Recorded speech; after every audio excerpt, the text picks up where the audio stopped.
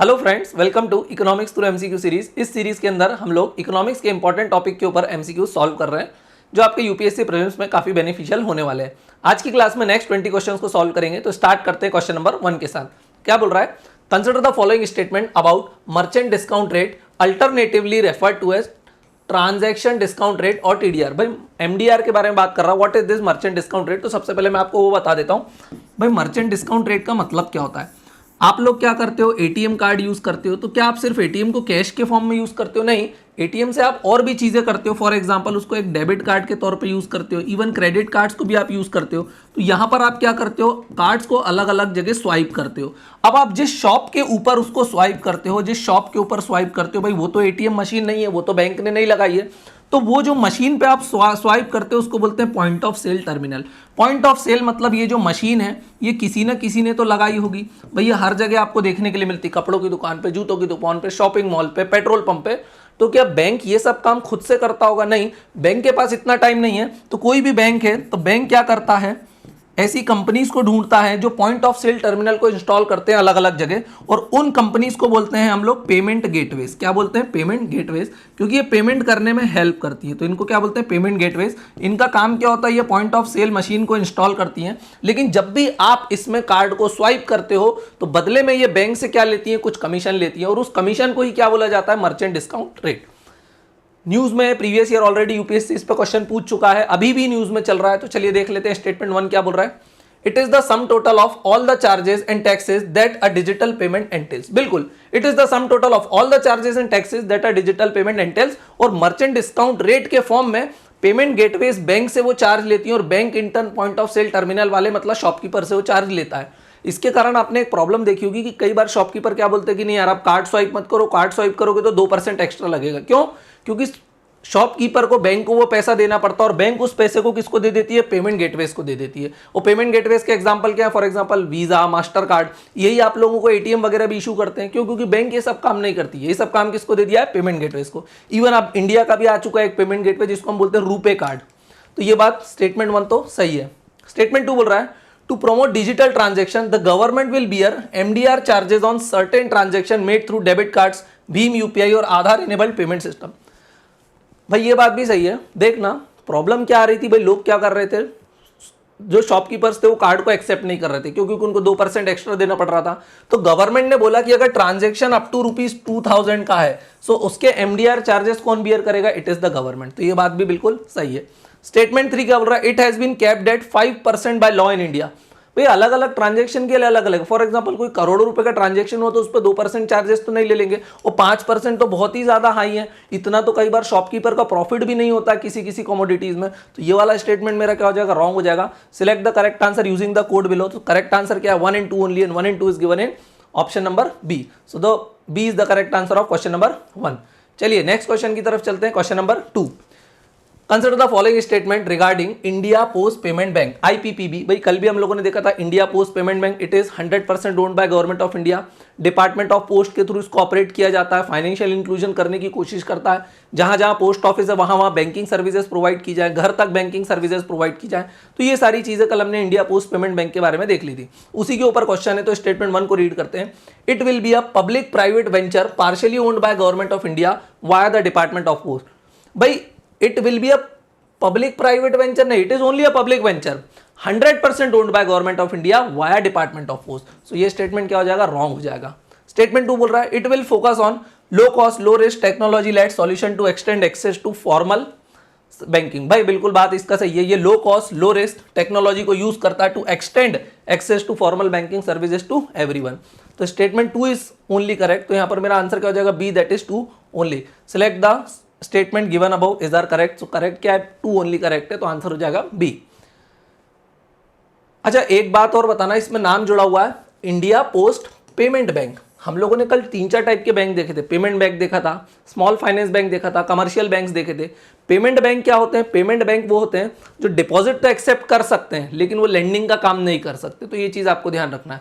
सो ये deposit accept कर सकते हैं, आंसर इज यस, लेकिन लेंडिंग नहीं कर सकते। तो फिर आप बोलोगे अगर ये डिपॉजिट एक्सेप्ट करते हैं, लोगों को ब्याज देते हैं, तो फिर ये कमाते कैसे हैं जब लैंड नहीं करते? सो ये गवर्नमेंट सिक्योरिटीज़ वगैरह में इन्वेस्टमेंट करते हैं, तो वहाँ से इनकी इनकम हो जाती है। तो ये चीज़ आपको ध्यान रखना। तो ये करंट अकाउंट, सेविंग अकाउंट खुलवा सकते हैं, है ना। रेमिटेंसेज वगैरह के लिए इसको माइग्रेंट लेबर वगैरह भी यूज़ करते हैं।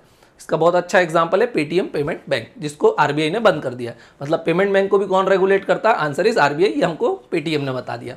चलिए क्वेश्चन नंबर 3 को देख लेते हैं, क्या बोल रहा है? Which of the following is an objective of SARFAESI act 2002। SARFAESI act के बारे में बात कर रहा है। सरफाइसी एक्ट का ऑब्जेक्टिव क्या है? Empower bank to recover loan. Yes, this is the objective of SARFAESI act.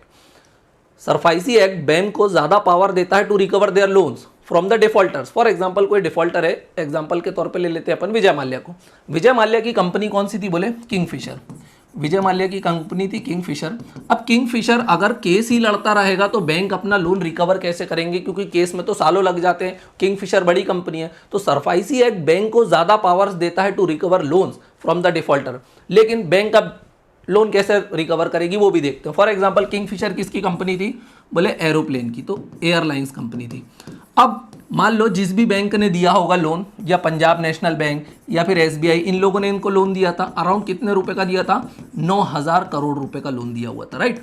अब मान लो ये कंपनी लोन नहीं पे कर रही है, तो बैंक इस केस में क्या करेगा? इसके एसेट्स को सीज करेगा और उनको क्या कर देगा? सेल आउट कर देगा। लेकिन बैंक ने जितने रुपए का लोन दिया है, क्या एसेट्स उतने में बेच पाएगा? Answer is clearly no. क्योंकि अगर आप किसी चीज को बेचते हो तो वो तो मिट्टी के भाव बिकती है। प्लस दूसरी चीज कि इसकी कंपनी काय की थी? एरोप्लेन की। तो जो एसबीआई और पंजाब नेशनल बैंक के अधिकारी हैं, क्या ये एरोप्लेन बेचने के एक्सपर्ट हैं? Answer is no. इसके लिए भी एक सरफाइसी एक्ट ने प्रोविजन बनाया। उसने बोला कि भाई अब हम क्या करेंगे? असेट रिकंस्ट्रक्शन कंपनीज बनाएंगे, जिसको एक और नाम से जाना जाता है बैड बैंक। क्या बोला जाता है इनको? Bad bank. अब ये एसेट रिकंस्ट्रक्शन कंपनी कौन है? फॉर एग्जाम्पल अनिल अंबानी एक कंपनी चलाते हैं जिसको क्या बोला जाता है? Asset reconstruction company. Vijay Mallya ने लोन नहीं दिया 9,000 करोड़ रुपए का, तो उसके एरोप्लेन बैंक डायरेक्ट नहीं खरीदेगा। उसके एरोप्लेन कौन खरीद लेंगे? Asset reconstruction company. भाई इनके पास एक्सपर्ट मेंबर्स रहेंगे ये सब काम के लिए। फिर एसेट रिकंस्ट्रक्शन कंपनी ने फॉर एग्जांपल इस एयरलाइंस को बेच दिया। कितने में बेच दिया? फॉर एग्जांपल 9,500 करोड़ रुपीस में बेच दिया। तो बैंक को तो कितने देना है? केवल 9,000 करोड़ रुपीस देना है, प्लस 500 करोड़ रुपीस क्या हो गया? एसेट रिकंस्ट्रक्शन कंपनी का फायदा हो गया। एसेट रिकंस्ट्रक्शन कंपनी को एक और नाम से जानते हैं बैड बैंक। क्यों? क्योंकि जो लोन था ये एनपीए होने के बाद ये बैड बैंक बन गया था, बैड लोन बन गया था, इसलिए इस टाइप की कंपनीज को बोला जाता है bad bank. So SARFAESI act empowers the bank to recover loans from the defaulters. कब आया था? 2002 में।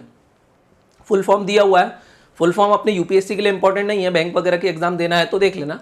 फुल फॉर्म क्या है? Securitisation and reconstruction of financial assets and enforcement of securities interest act 2002, also known as SARFAESI act, है ना। It allows bank and other financial institution to auction residential और commercial property of defaulter to recover loan.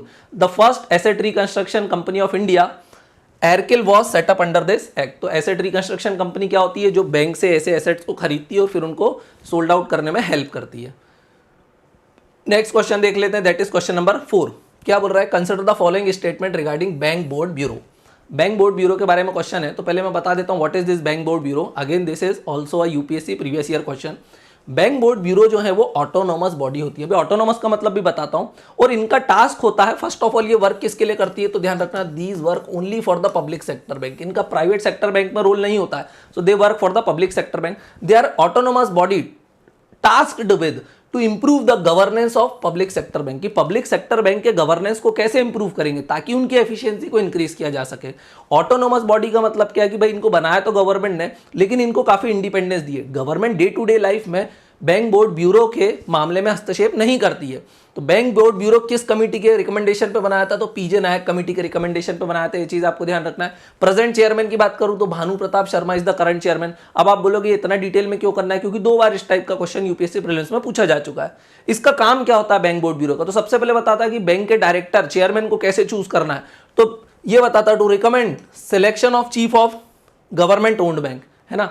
It helps capital raising plan for the public sector banks, है ना। उनको wellbeing कैसे हो सकता है, बढ़िया बढ़िया नए नए तरीके कैसे अपनाए जा सकते हैं। It also provides recommendation of appointment of full time directors. It guide the bank on merger and consolidation, कि अगर बैंक को मर्जर और कंसोलिडेशन करना है सो कैसे करना है। तो bank board bureau is for public sector bank, है ना, किस कमेटी के रिकमेंडेशन पे आया था, पीजे नायक कमेटी। अब देख लेते हैं क्वेश्चन को। Consider the following statement regarding bank board bureau, it is an autonomous body. हाँ यस, क्योंकि इसको कुछ इंडिपेंडेंस है, government day to day life में इंटरफेरेंस नहीं करती है इनके। It has genesis in the recommendation of committee to review governance of the board of banks in India. Yes, यही तो इसका काम है। और वो कौन सी कमिटी थी वैसे, पीजे नायक कमिटी थी, तो ये भी आपको ध्यान रखना, पीजे नायक कमिटी के रिकमेंडेशन पे बनाया गया था। थर्ड बोल रहा है it is engage with the public sector bank to help build capacity to attract retain and nurture both talent and technology. Yes, efficiency को इंक्रीज करना, और वो ऐसे ही होगी, टैलेंट टेक्नोलॉजी को रिटेन करना है, कैपेसिटी बिल्डिंग करना है, अट्रैक्ट करना है नए नए इन्वेस्टमेंट को। बात बिल्कुल सही है। Which of the statement given above is are correct, all three are correct, तो मेरा आंसर हो जाएगा डी। इजी क्वेश्चन नहीं था ये, पर प्रीवियस ईयर क्वेश्चन था, तो मैंने आपको बता दिया कैसे इसको सॉल्व करना है। चलिए नेक्स्ट क्वेश्चन को देख लेते हैं, question number 5। Consider the following statement regarding non banking financial company, NBFC के बारे में क्वेश्चन है। भाई कल भी हम लोगों ने देखा था what is this non banking financial company. भाई नॉन बैंकिंग फाइनेंशियल कंपनी या नॉन बैंकिंग फाइनेंशियल इंस्टीट्यूशंस वो इंस्टीट्यूशंस होते हैं जो कोई एक ही काम करते हैं, या तो ये डिपॉजिट लेने का काम करते हैं, either they take the deposit और they are engaged in the lending activities. इनमें से केवल एक ही करते हैं, अगर दोनों करेंगे तो फिर बैंक बोलेंगे, और केवल एक काम करेंगे तो क्या बोलेंगे हम इनको, नॉन बैंकिंग फाइनेंशियल कंपनी। अब फॉर एग्जांपल कोई नॉन बैंकिंग फाइनेंशियल कंपनी थी जो सिर्फ कौन सा डिपॉजिट लेना चाहती थी, डिपॉजिट का काम कर रही है, सिर्फ डिपॉजिट लेगी तो भी बोलेंगे नॉन बैंकिंग फाइनेंशियल कंपनी। लेकिन डिपॉजिट में क्या ये करंट अकाउंट सेविंग अकाउंट खोल सकते हैं, क्या डिमांड डिपॉजिट ले सकती है, तो ये डिमांड डिपॉजिट्स नहीं ले सकती है। अगर ये करंट अकाउंट सेविंग अकाउंट नहीं खोल सकती तो क्या चेक इशू कर सकती है, तो ये चेक भी इशू नहीं कर सकती है। सो ये बैंक से थोड़ी सी भिन्न भी है। ऐसा नहीं है कि डिपॉजिट लेती तो बैंक बन गई, ये डिमांड डिपॉजिट्स नहीं ले सकती, करंट अकाउंट सेविंग अकाउंट नहीं खोल सकती, चेक इशू नहीं कर सकती, तो ये सारी चीजें आपको ध्यान रखना है। स्टेटमेंट 1 बोल रहा है NBFC is a company registered under companies act 1956 engaged in the business of loans and advances, acquisition of share, stock, bond, debenture, securities issued by government. बिल्कुल ये सब काम ये करती है, पर एग्रीकल्चर में ज्यादा एंगेज नहीं रहती है, कल भी हम लोगों ने देखा था। सो कंपनीज एक्ट 1956 में रजिस्टर्ड है, किन एक्टिविटीज में एंगेज रहती है, ये लोन भी देती है, एडवांसेस भी देती है, शेयर वगैरह खरीदती है, स्टॉक खरीदी, बॉन्ड, डिबेंचर और सिक्योरिटीज इशूड बाय गवर्नमेंट। क्यों, क्योंकि ये जो पैसा लोगों से लेती है उसको कहीं ना कहीं तो इन्वेस्ट करती होगी, तभी तो पैसा निकालती है। तो ये बात बिल्कुल सही है, स्टेटमेंट 1 इज करेक्ट। स्टेटमेंट 2 बोल रहा है NBFC can not accept demand deposit. Yes, NBFC is different from bank in this sense, it can accept deposit but not demand deposit. So it can only accept time deposits. ये सिर्फ कौन से deposits ले सकती है, time deposits ले सकती है। तो ये बात बिल्कुल सही है। कल अपन ने आईएल एंड एफएस का केस भी देखा था, काफी इंपॉर्टेंट था। थर्ड क्या बोल रहा है, deposit insurance facility of deposit insurance and credit guarantee corporation is not available to the depositors of NBFC. बात बिल्कुल सही है। कल हमने एक कंपनी के बारे में देखा था जिसको हम क्या बोलते हैं, we call it deposit insurance and credit guarantee corporation, DICGC. DICGC का काम क्या रहता है, ये फैसिलिटीज किसको अवेलेबल रहती है, बैंक्स को अवेलेबल रहती है। फॉर एग्जांपल आपने अपना पैसा कहाँ डिपॉजिट करा है, बैंक के अंदर डिपॉजिट करा है। अब ये बैंक क्या हो जाता है, बाद में कोलैप्स कर जाता है, डूब जाता है, तो आपके पैसे का क्या होगा, तो आपका पैसा कौन देगा, तो वो ये कंपनी देगी जिसको क्या बोलते हैं, डीआईसीजीसी। इससे लोगों का भरोसा है बैंक के ऊपर कि bank will refund the money. और कितने रुपए तक की ये गारंटी देती है आपको, तो अप टू 5 लाख रुपीज, है ना। अब बाकी डिटेल्स नहीं बता रहा हूं। तो डीआईसीजीसी की फैसिलिटी एनबीएफसी के डिपॉजिटर्स को अवेलेबल नहीं होती, ये बात बिल्कुल सही है। Select the statement given above is are correct, all 3 are correct. तो मेरा आंसर यहां पर हो जाएगा D, that is 1, 2 and 3। Easy questions था ये, हम ऑलरेडी कल कर चुके थे एनबीएफसी वगैरह के बारे में। यहाँ पर मैंने दिया भी हुआ, NBFC can not accept demand deposit, NBFC do not form part of payment and settlement system because they are different from bank, है ना। और डीआईसीजीसी की फैसिलिटी अवेलेबल नहीं होती है नॉन बैंकिंग फाइनेंशियल कंपनीज को, और वो बैंक वाले लोगों को अवेलेबल हो जाती है। चलिए नेक्स्ट क्वेश्चन देखते हैं, किस पे, स्मॉल फाइनेंस बैंक पे। अभी थोड़ी देर पहले पेमेंट बैंक देखा, स्मॉल फाइनेंस बैंक हम लोग कल कर चुके हैं, कमर्शियल बैंक भी देख चुके थे। तो स्मॉल फाइनेंस बैंक के ऊपर ही क्वेश्चन है, question number 6। With reference to small finance bank consider the following, it can lend to big corporates and group. भाई हमने देखा था small finance bank they can not lend to big corporates, even उनको ज्यादातर उनका around 50 to 75% deposit तो 25 लाख तक ही होना चाहिए। So they can not lend to big corporates, तो ये गलत है। और ये भी हमने देखा था कि उनकी जो भी कैपिटल है, फॉर एग्जांपल 200 करोड़ रुपीस उनकी कैपिटल है, सो 10% से ज्यादा किसी एक आदमी को नहीं दे सकते, मतलब 20 करोड़ से ज्यादा लोन दे ही नहीं सकते। So they can not lend to big corporates and groups. Statement 2 बोल रहा है it can not open branches without prior RBI approval for the first 5 years. ये बात बिल्कुल सही है। स्मॉल फाइनेंस बैंक को बोला जाता है कि पहले आप जिन एरियाज से उठे हो पहले आप वहीं पर कंसोलिडेशन करो। तो जब भी आप शुरू के 5 साल तक ब्रांचेस वगैरह खोलते हो तो पहले आप आरबीआई से कंसल्ट करना। ये बात बिल्कुल सही है। और हमने ये भी देखा था कि even small finance bank commercial bank भी बन सकते, कब? जब उनकी कैपिटल 500 करोड़ रुपीस हो जाती है और कम से कम 3 साल का उनको रनिंग एक्सपीरियंस हो जाता है। स्टेटमेंट 3 बोल रहा है it will take small deposits and disburse loan. Yes, they can take deposit and disburse loan also. तो ये बात भी सही है। इन पे CRR SLR लगता है, answer is yes. Which of the statement given above is are correct? So 2 and 3 is correct. 2 and 3 कहाँ दिया हुआ है? बी में दिया हुआ, so B is the correct answer of question number 6। चलिए नेक्स्ट क्वेश्चन देख लेते हैं। यहां पर मैंने कुछ दिया भी हुआ, lend 75% of their total adjusted net deposit to priority sector. इनके लिए प्रायोरिटी सेक्टर के नॉर्म्स क्या है कि कम से कम 75% प्रायोरिटी सेक्टर में जाना चाहिए, जो आरबीआई प्रिस्क्राइब करता है। Minimum 50% of loan should be up to 25 lakh rupees. तो ये बड़े इन्वेस्टर्स को नहीं दे सकते हैं। और मैंने पहले ही बताया they can not lend to big corporates and groups. अब नेक्स्ट क्वेश्चन पे चलने के पहले फ्रेंड्स मैं आप लोगों को बता देता हूं, अगर आप लोग भी यूपीएससी और एमपीपीएससी की प्रिपरेशन करना चाहते हैं तो हमारी ऐप के ऊपर मोस्ट अफोर्डेबल प्राइस ऑफ ₹4500 में आप लोगों के लिए प्री प्लस मेंस का कंप्लीट 1 ईयर बैच अवेलेबल है, जिसकी वैलिडिटी होने वाली है कंप्लीट 1 ईयर, जिसमें आप वीडियोस को अनलिमिटेड टाइम वॉच कर सकते हैं, सारी पीडीएफ वगैरह को एक्सेस कर सकते हैं और बहुत बढ़िया क्वालिटी में जैसे आप देख रहे हैं बिल्कुल इसी क्वालिटी में आपको सारे वीडियो लेक्चर अवेलेबल होंगे। अगर ये वीडियो पसंद आता है तो चैनल को सब्सक्राइब करना है, वीडियो को लाइक करना और अपने फ्रेंड्स के साथ शेयर करना है। क्वेश्चन नंबर 7 को देख लेते हैं हम। Consider the following about International Bank for Reconstruction and Development, IBRD. IBRD is also known as the World Bank. अब आप बोलोगे सर वर्ल्ड बैंक में तो 5 इंस्टीट्यूशन होते हैं, नहीं, उसको बोला जाता है वर्ल्ड बैंक ग्रुप। और वर्ल्ड बैंक सिर्फ मैं बोलता हूं that means IBRD, international bank for reconstruction and development. IBRD क्यों बना था? To reconstruct the Europe after world war 2, है ना, तो ये आपको ध्यान रखना है। सो पहला बोल रहा है it was created to help Europe rebuild after the second world war. Yes, this was the purpose of world bank. It is owned jointly by US and the European Union. के यूएस और European Union इसको own करते नहीं, it has more than 180 member, around 200 members है इसमें, so this is wrong. It support long term human and social development that private creditor may not finance. Yes, ये finance वगैरह करता है, long term human and social development projects के लिए finance करता है, बात बिल्कुल सही है। फोर्थ क्या बोल रहा है? It provides advisory services in public debt and asset management to help governments. Yes, ये क्या करता है? एडवाइजरी सर्विस भी देता है। कहां पर देता है? कि पब्लिक डेट को कैसे मैनेज करना है, एसेट को कैसे मैनेज करना है, so that government can be helped. तो बात ये वाली भी सही है। सो मेरा आंसर क्या हो जाएगा? 1, 3 and 4 are correct. Select the correct answer. So 1, 3 and 4 कहां पे दिया हुआ? Again option number D. So D is the correct answer of question number 7। अब वर्ल्ड बैंक ग्रुप की बात करिए तो जल्दी से उसकी 5 एजेंसी के नाम देख लेते हैं। वर्ल्ड बैंक ग्रुप, जब मैं बोलता हूं सिर्फ world bank, it means IBRD, international bank for reconstruction and development. लेकिन जब मैं बोलता हूं वर्ल्ड बैंक ग्रुप तो it includes IBRD, IDA, IFC, MIGA and ICSID। IBRD बोले तो international bank for reconstruction and development, this is also known as world bank. पर world bank group में तो 5 है। IDA बोले तो इंटरनेशनल डेवलपमेंट एसोसिएशन। इंडिया जो है हमारा भारत, जो मेरा भारत महान है, वो ये 2 ग्रुप से बोरोइंग्स करता है, ये 2 यहां से पैसा लेकर के आता है।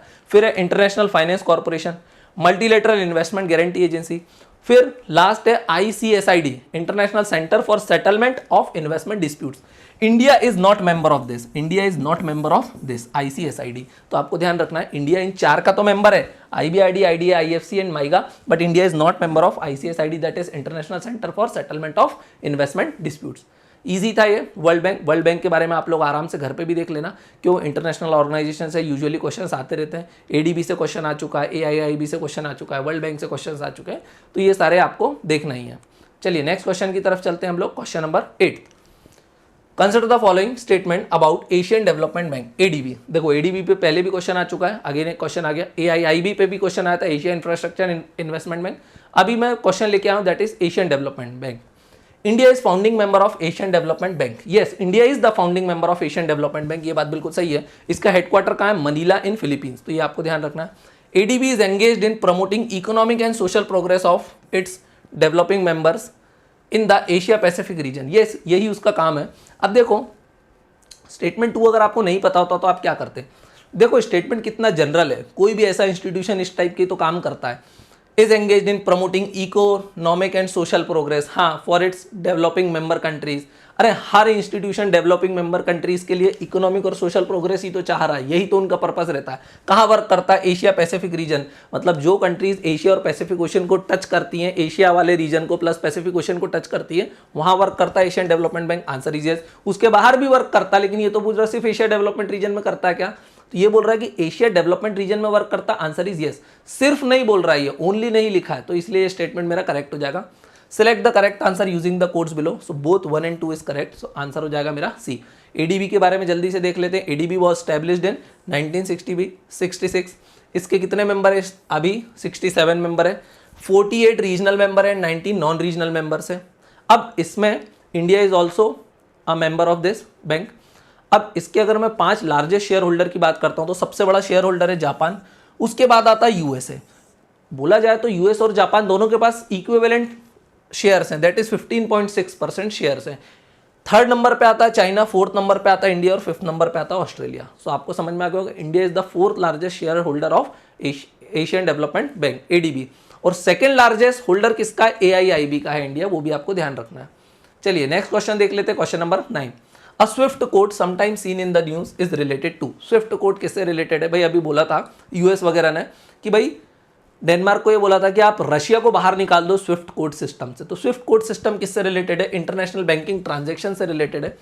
जब आप भारत में पैसा डालते हो तब तो स्विफ्ट कोड न्यूज़ में नहीं आता है, ये प्रोमिनेंस में नहीं आता, लेकिन अगर आपको भारत से अमेरिका के बैंक में पैसा भेजना है तब आप किस कोड का यूज़ करते हो? तो आप एक इंस्टीट्यूशन का यूज़ करते हो, हम उसको क्या बोलते हैं? स्विफ्ट कोड, ताकि आपके मैसेजेस को, आपके बैंकिंग ट्रांजैक्शन को सेफ बनाता है। तो ये किससे रिलेटेड है? बैंकिंग ट्रांजैक्शन से। इसका फुल फॉर्म क्या है? Society for world wide interbank financial telecommunication is a secure financial message carrier. It transport messages from one bank to its intended bank recipient. Its core role is to provide secure transmission channel between the banks. और ये क्यों news में था? Because of Russia Ukraine war. Question number 10 को देख लेते हैं, क्या बोल रहा है? The reserve bank of India supervises which of the following indicators in the banking sector। Reserve bank of India supervises which of the following indicators in the banking sector. Cash flow को देखता है क्या bank में? हाँ, वो देखता रहता है कैश फ्लो कितना है, तभी तो सीआरआर एसएलआर प्रिस्क्राइब करता, तो बात बिल्कुल सही है। बैंक की क्रेडिट एक्टिविटीज को देखता है क्या? हाँ, इवन प्रायोरिटी सेक्टर नॉर्म्स भी बताता है, ये भी देखता है बैंक किसको लोन दे रहा है, कितना लोन दे रहा है। तो बिल्कुल RBI is the regulator of the commercial banks. Spurious transaction, yes, वो कभी कभी फेक ट्रांजैक्शन को भी पकड़ने की कोशिश करता, तो ये उसका काम है, because RBI is the regulator also. Select the correct answer using the code below. All of them are correct. तो मेरा आंसर हो जाएगा D, that is 1, 2 and 3। Next question को देखते हैं, question number 11। The economic capital framework of reserve bank of India has bearing upon. यहाँ पर word use हो रहा है दैट इकोनॉमिक कैपिटल फ्रेमवर्क, काफी इंपॉर्टेंट है, न्यूज में बना रहता है। इसके कारण Urjit Patel the former governor of RBI ने क्या कर दिया था? रिजाइन कर दिया था। अब इकोनॉमिक कैपिटल फ्रेमवर्क का मतलब क्या होता है कि भाई आरबीआई जो भी फंक्शन प्रोवाइड करता उसमें क्या इन्वॉल्व रहती है? रिस्क। फॉर एग्जाम्पल आरबीआई क्या करता है? वो इन्फ्लेशन को मैनेज करने की कोशिश करता है, वो डिफ्लेशन को मैनेज करने की कोशिश करता है, वो फॉरेन एक्सचेंज रिजर्व को मैनेज करता है, वो करेंसी को ध्यान रखता है कि करेंसी एप्रिशिएट हो रही है, डेप्रिशिएट हो रही है। अब ये सारे गेम करने के लिए किसकी जरूरत पड़ती है? सो मनी सप्लाई को बढ़ाने घटाने की भी जरूरत पड़ जाती है। और मनी सप्लाई को कैसे बढ़ाया जाएगा? When RBI will also have some capital, जब उसके खुद के पास पैसा होगा तभी तो ये सारे गेम कर पाएगा। और ये सारे गेम करने में क्या इन्वॉल्व है? रिस्क इन्वॉल्व है। तो ये वर्ड किससे रिलेटेड है? रिस्क, रिस्क से रिलेटेड है, आपको ध्यान रखना है। अब सवाल क्यों आया और उर्जित पटेल ने रिजाइन क्यों करा कि भाई आरबीआई के पास कुछ कैपिटल है। अब वो कैपिटल कहाँ से आता होगा? सो भाई आरबीआई भी तो वर्क करता है, आरबीआई भी तो बैंक को रेगुलेट करता है, तो आरबीआई की भी कुछ ना कुछ क्या हो जाती है? इनकम हो जाती है। तो वो उसकी इनकम का कितना % रखता है ये सब खेल के लिए? बोले अराउंड 27%। अब RBI is owned by government of India. RBI का ऑनर कौन है? Government of India. So government क्या चाहती है कि आरबीआई की जो भी इनकम है, जो भी सरप्लस इनकम है, वो किसको ट्रांसफर हो जाए जल्दी से? गवर्नमेंट ऑफ इंडिया को, ताकि गवर्नमेंट को पैसे मिल जाए। यही चाहती है गवर्नमेंट ऑफ इंडिया। लेकिन आरबीआई बोलता है कि नहीं भाई, हमको एटलीस्ट 27% रखने दो, लेकिन गवर्नमेंट बोलती है कि नहीं, आप 27% तो बहुत रख रहे हो। इवन अमेरिका, यूरोपियन जैसी देश कितने रखते हैं? अराउंड 13 to 14% ही रखते हैं इकोनॉमिक कैपिटल फ्रेमवर्क के लिए। तो फिर आप 27% रख के क्यों बैठो? Why are you not transferring the surplus amount that you are having? तो ये क्वेश्चन किससे रिलेटेड है? अब स्टेटमेंट को देख लेते हैं। It has bearing on payment of income tax by the RBI. RBI is exempted from paying income tax. क्यों भाई? आरबीआई का ऑनर कौन है? The owner of RBI is government of India. तो अगर आरबीआई गवर्नमेंट ऑफ इंडिया कोई tax भरेगा क्या, तो गवर्नमेंट ही गवर्नमेंट को टैक्स दे रही है क्या, so RBI is exempted from paying income tax और से any other tax, wealth tax भी नहीं पे करती है वो, तो ये यहाँ पर रेलेवेंट तो नहीं है। दूसरा बोल रहा है transfer of surplus resources of RBI to the government, yes ये इसी से रिलेटेड है कि भाई आप इतना ज्यादा मेंटेन मत करो, 27 को घटा के अराउंड 13, 14, 15% करो और बाकी का जो सरप्लस अमाउंट है वो भी गवर्नमेंट को ट्रांसफर करो। So yes economic capital framework इससे रिलेटेड तो है। Dealing with the economic crisis, economic capital framework it involves risk, it deals with the economic crisis also, क्यों, क्योंकि आरबीआई मैनेज करता है कि नहीं, इन्फ्लेशन आ गया, डिफ्लेशन आ गया, फॉरेन एक्सचेंज रिजर्व में प्रॉब्लम आई, करेंसी अप्रिशिएट डेप्रिशिएट हो रही है, तो इकोनॉमिक क्राइसिस आती है, मतलब ये क्या है, these are certain kind of risk और रिस्क से इन्वॉल्व है, तो that is economic capital framework. तो ये वाला स्टेटमेंट भी मेरा करेक्ट हो जाएगा। Select the correct answer using the code below. So 2 and 3 is the correct, so मेरा आंसर हो जाएगा B, that is 2 and 3 only. Easy था। So economic capital framework refers to the risk capital required by central bank while taking into account different risk. आपको ध्यान रखना है existing economical capital framework देख लेते हैं around the world like US and UK, वो कितना रखते हैं 13 to 14%, हमारा कितना रखा हुआ है RBI 27%, and some Russia more than that, मतलब वो तो 27 से भी ज्यादा रख के रखते हैं इकोनॉमिकल कैपिटल फ्रेमवर्क के अंदर, ये आपको ध्यान रखना है। चलिए नेक्स्ट क्वेश्चन की तरफ चलते हैं। Question number 12, Which of these type of financial companies are not regulated by Reserve Bank of India? Are not regulated, word पे ध्यान देना, कौन सा वर्ड यूज करा उन्होंने, नॉट, तो नॉट को आप हमेशा गोला मार दो, सर्कल मार्क कर दो या पेपर में लिख दो एन कि that is it is asking about not regulated by the reserve bank of India. पहला दे रहा हाउसिंग फाइनेंस कंपनीज, भाई हाउसिंग फाइनेंस कंपनी को कौन मैनेज करता है, नेशनल हाउसिंग बैंक, तो these are managed by the national housing bank not by the reserve bank of India, तो ये बात बिल्कुल सही है, these are not managed by reserve bank of India. Venture capital fund companies, venture capital fund share market से related आई, so उनके लिए एक अलग इंस्टीट्यूशन है that is SEBI, securities and exchange board of India, so these are also not regulated by RBI. Insurance company, these are regulated by IRDAI, insurance regulatory and development authority of India, तो ये भी RBI regulate नहीं करता। Chit fund companies, chit fund companies को कौन करता है, state governments manage करती है, तो ये आपको ध्यान रखना है, तो ये भी आरबीआई मैनेज नहीं करता है। सो ये इंस्टीट्यूशंस को जानबूझ के क्रिएट करा गया और आरबीआई के कुछ फंक्शन इन इंस्टीट्यूशन को ट्रांसफर किए गए और आरबीआई को बोला गया कि that you should not regulate these institution because they come under the different institution. So मैंने डिफरेंट इंस्टीट्यूशंस को बता दिया। एक और आती है, for example if I talk about Nidhi companies, तो निधि कंपनीज को कौन, so ministry of corporate affairs उनको मैनेज करती है, उनको भी आरबीआई मैनेज नहीं करता है। Select the correct answer using the code below. All of these are not regulated by reserve bank of India, so again the answer is D. Easy question था, चलिए इजी नहीं था, फैक्चुअल क्वेश्चन था। Next question देख लेते हैं। Question number 13 क्या बोल रहा है, with reference to RBI's role in the economy consider the following statement, RBI का क्या रोल है इकोनॉमी में वो बता रहा है। स्टेटमेंट 1 बोल रहा है RBI lands borrower who can not avail credit through formal banking channel और सेल्फ हेल्प ग्रुप्स। क्या आरबीआई इतना फोकट है, क्या आरबीआई रिटेल बैंकिंग में भी इन्वॉल्व होता है, नहीं, RBI is banker to the bank, RBI बैंकों का बैंक है, वो आम लोगों के साथ डील नहीं करता। हमारा खाता आरबीआई में नहीं है, तो क्या वो जिसको कहीं से लोन नहीं मिला तो क्या उसको आरबीआई लोन देता है, क्या ये मजाक चल रहा है। RBI lends to the borrower who can not avail credit through formal banking channels और सेल्फ हेल्प ग्रुप्स, उनको आरबीआई दे देगा क्या, उनको आरबीआई नहीं देगा लोन, तो ये बात गलत है।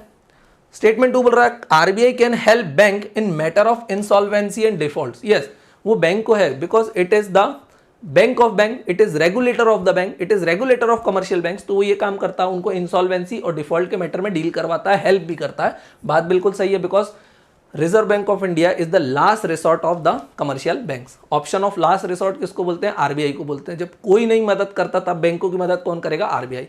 Which of the above is are correct, so only 2 is correct, only 2 is given in option number B. Next question की तरफ चलते हैं।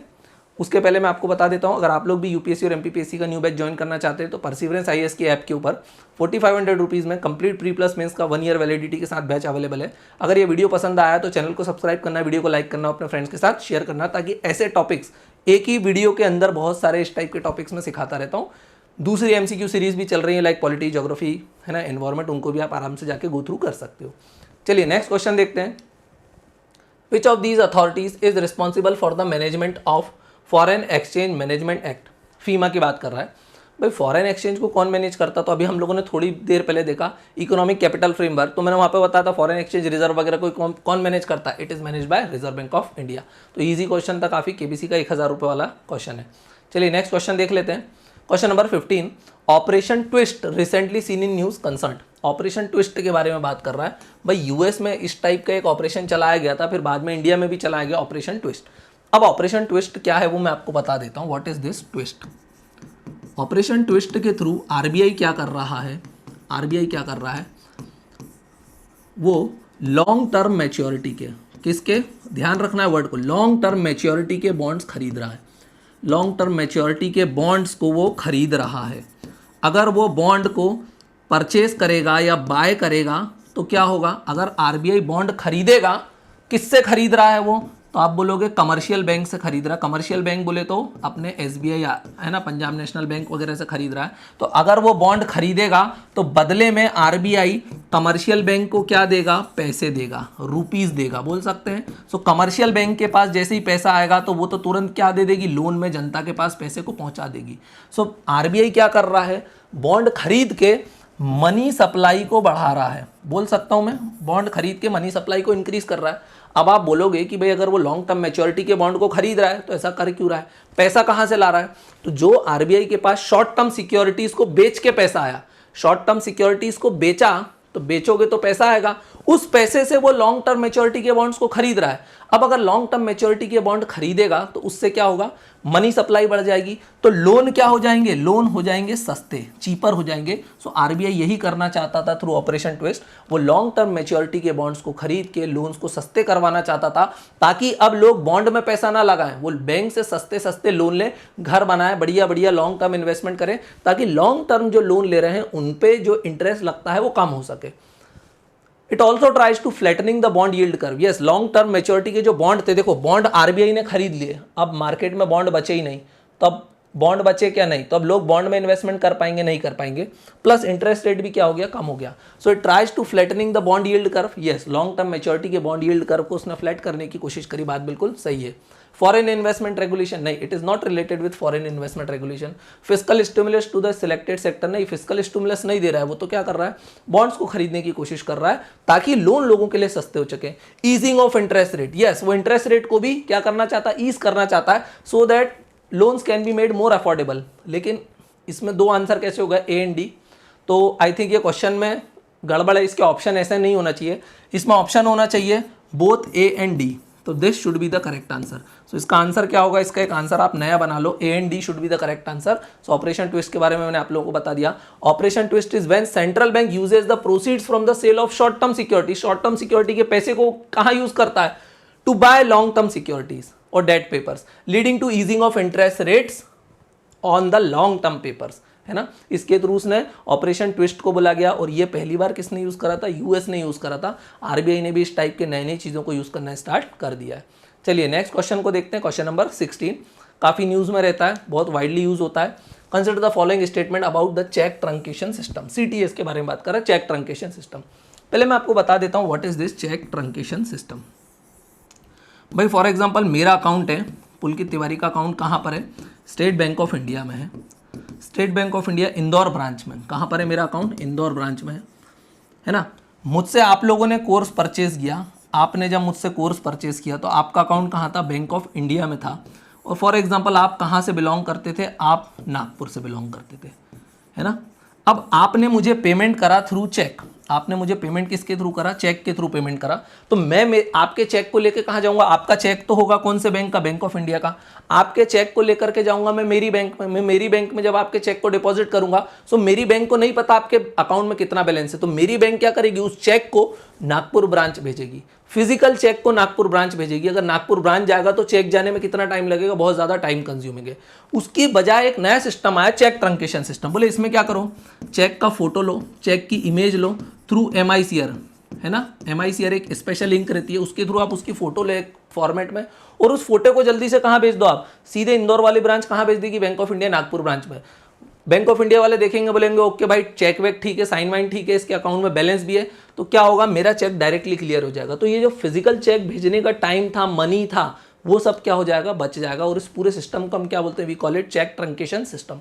स्टेटमेंट 1 क्या बोल रहा है? The flow of physical cheque issued by the drawer to the drawee branch is stopped and replaced with an electronic image at some point in the process. Yes, यही तो इसका काम है, बिल्कुल सही इसकी डेफिनेशन बता रहा है। Statement 1 is correct. स्टेटमेंट 2 को देख लेते हैं।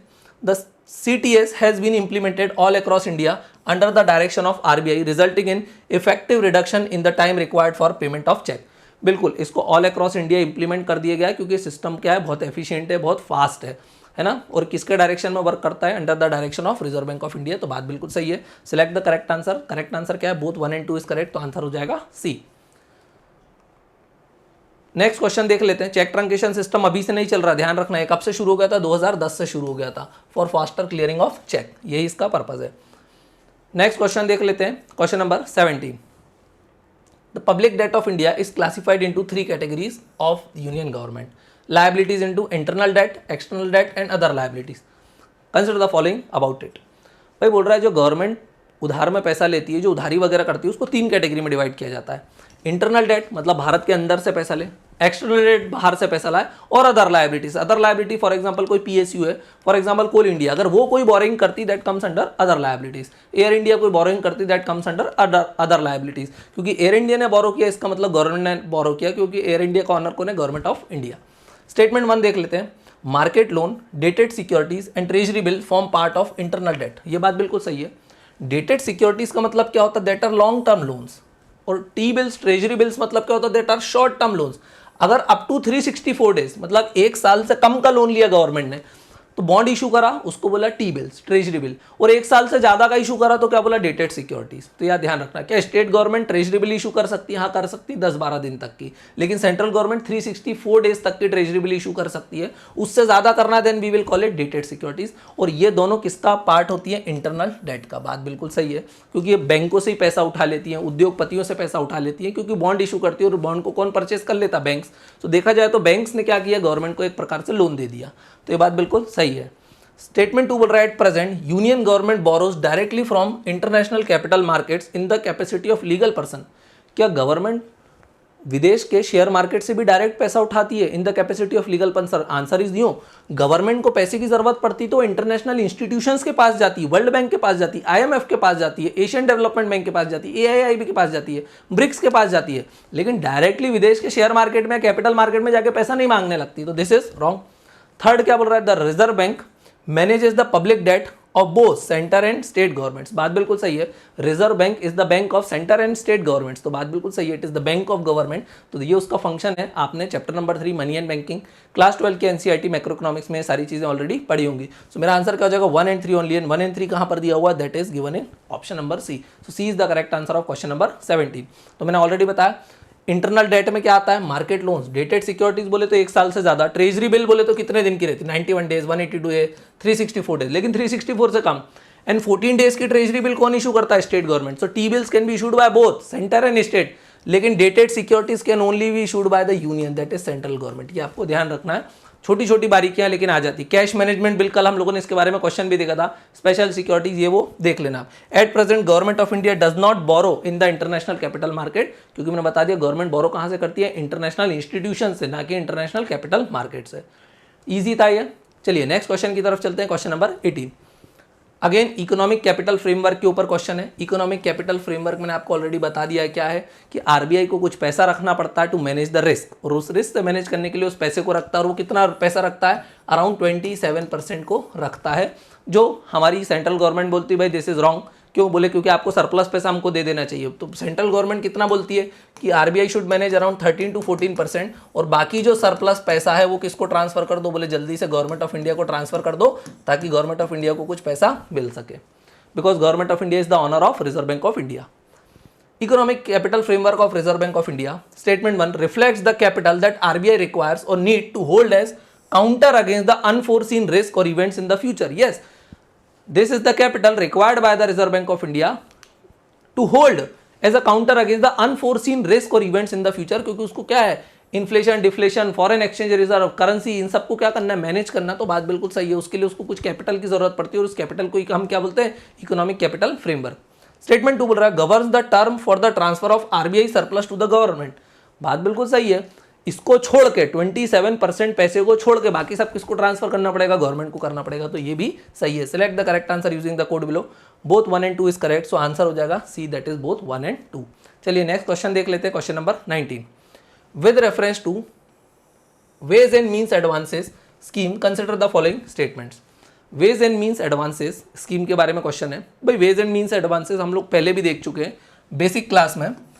ये क्या है, गवर्नमेंट के पास एक टूल है to adjust the mismatch between asset and liability of government. भाई फॉर एग्जांपल गवर्नमेंट को एक्सपेंडिचर अचानक से ज़्यादा हो गया उसकी इनकमिंग से, सो अब उसको कुछ पैसे की ज़रूरत पड़ेगी। सो वो वेज एंड मीन्स एडवांसेस के through Reserve bank of India से पैसा क्या करके लाएगा, बोरो करके ले आएगा, because RBI is the banker to the government. So अगर गवर्नमेंट को पैसे की ज़रूरत है तो किसके पास जाएगी, रिजर्व बैंक ऑफ इंडिया के पास जाएगी। अगर रिजर्व बैंक से वो पैसे लेकर के आएगी तो किस मैकेनिज्म के थ्रू लेकर के आएगी, वेज एंड मीन्स एडवांसेस के थ्रू लेके आएगी। क्योंकि अगर गवर्नमेंट की एसेट लायबिलिटी में मिसमैच होगा और गवर्नमेंट को पैसे की जरूरत पड़ी या तो उसका खर्चा ज़्यादा हो गया इनकमिंग से, तो वो पैसा लाएगी लोन में, कहाँ से लाएगी, वेज एंड मीन्स एडवांसेस से। अब अगर वेज एंड मीन्स एडवांसेस से पैसा लाएगी government, ways and means advances से पैसा लाएगी तो कैसे लाएगी, आरबीआई से बोरो करके लाएगी। So it will borrow the money from the reserve bank of India. और अगर बोरो करा है तो क्या देना पड़ेगा, इंटरेस्ट देना पड़ेगा। और इंटरेस्ट किसको देना पड़ेगा, again interest is paid to the reserve bank of India. पर रिजर्व बैंक का ऑनर कौन है, अगेन गवर्नमेंट है। चलिए देख लेते हैं। They are temporary financial facilities provided by RBI to the government to enable it to meet temporary mismatch between revenue and expenditure। बात बिल्कुल सही है, टेम्परेरी मिसमैच के लिए है ये फैसिलिटी, कुछ समय के लिए, लंबे समय के लिए पैसा नहीं मिलेगा तो कुछ समय के लिए, बात बिल्कुल सही है। अच्छा, इंटरेस्ट लगता तो किस रेट पे लगता है, तो interest is charge at the repo rate. बोले जो भी रेपो रेट चल रहा है उस पर आपको इंटरेस्ट लग जाएगा। मगर मान लो जितना पैसा वेज एंड मीन्स एडवांसेस में गवर्नमेंट को मिला, गवर्नमेंट को उससे भी ज़्यादा ज़रूरत पड़ी, तो अब क्या होगा, तो अभी भी आरबीआई पैसा तो दे देगा गवर्नमेंट को, क्योंकि आरबीआई का ऑनर कौन है, गवर्नमेंट। तो गवर्नमेंट तो बोलेगी भाई पैसा दो, लेकिन अब ब्याज ज़्यादा लगेगा, repo rate plus 2%, 2% is the penal rate. तो ये भी आपको ध्यान रखना। तो वेज एंड मीन्स एडवांसेस पे तो रेपो रेट लगेगा, लेकिन अगर उसकी लिमिट के ऊपर पैसा लिया then you have to pay 2% extra is the penal rate. Statement 2 बोल रहा है government has no obligation to pay an interest to the central bank when it borrows money under ways and means advances. क्या उसको interest नहीं देना है, it has to pay the interest rate. और किस रेट पर देना, रेपो रेट पे देना। So government has an obligation to pay interest to the central bank when it borrows money under ways and means advances. तो ये गलत हो गया स्टेटमेंट 2। स्टेटमेंट 2 वैसे कहाँ कहाँ है, यहाँ है, यहाँ है। अब 3 को भी देखना पड़ेगा, तभी बी और सी में से हम सही चुनाव कर पाएंगे। स्टेटमेंट 3 को देख लेते हैं। In extraordinary circumstances special ways and means advances और special drawing facility is provided to government without requiring any collateral from it. ये बात सही है क्या, कि अगर गवर्नमेंट को मान लो और पैसे की जरूरत है तो उसको बोलेंगे special ways and means advances, या फिर स्पेशल ड्राइंग फैसिलिटी भी दे देगी गवर्नमेंट को, कौन, आरबीआई, लेकिन बिना कोलेटरल के दे देगी। कि कोलेटरल तो लगेगा ना, आरबीआई पैसा कहाँ से लाएगा अगर गवर्नमेंट को जरूरत है तो, क्योंकि आरबीआई तो सरप्लस अपना वैसे ही गवर्नमेंट को ट्रांसफर कर देता है। इकोनॉमिक फ्रेमवर्क के लिए 27% मैनेज करना जरूरी है, फिर आरबीआई पैसा लाएगा कहाँ से। सो गवर्नमेंट उसको गवर्नमेंट सिक्योरिटी या बॉन्ड्स वगैरह के फॉर्म में कुछ ना कुछ सिक्योरिटी रखवाएगी, तभी आरबीआई पैसा मार्केट से कलेक्ट करके, बैंक से कलेक्ट करके गवर्नमेंट को प्रोवाइड कर पाएगा। तो ये चीज़ आपको ध्यान रखना है। सो ये भी क्या हो जाएगा, रॉन्ग हो जाएगा मेरा। विदाउट रिक्वायरिंग एनी कोलेटरल नहीं आएगा, रिक्वायरिंग एनी कोलेटरल। तो मेरा आंसर क्या हो जाएगा, 1 ओनली। और 1 ओनली कहाँ पर दिया हुआ है, C. So C is the correct answer of question number 19। Easy था, यहाँ पर मैंने दिया है ना, तो आप आराम से इसको रीड कर लेना। तो मैं हट गया हूँ। वेज एंड मीन्स एडवांसेस के पहले क्या चलता था, तो सेंट्रल गवर्नमेंट क्या इशू करती थी, ट्रेजरी बिल इशू करती थी, that is temporary in nature, क्योंकि treasury bill less than 1 year के लिए रहती है। चलिए last question of the day, that is question number 20। काफी इजी क्वेश्चन है।